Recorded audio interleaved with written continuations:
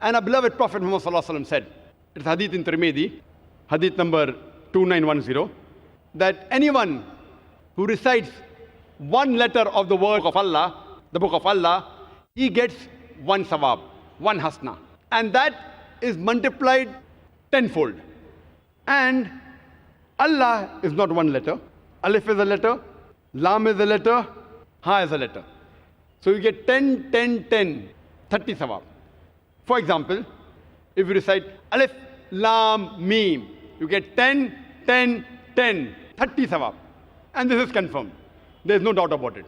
But the amount of mistakes we make throughout the day, throughout the life, the amount of sins we commit, are these 10, 10, 10 Sawaab sufficient to transport you to Jannah? If besides reading in Arabic, if we understand in the language we know what Allah has commanded, and if we implement the message of Allah subhanahu wa ta'ala, inshallah, you will get multiple times Sawaab.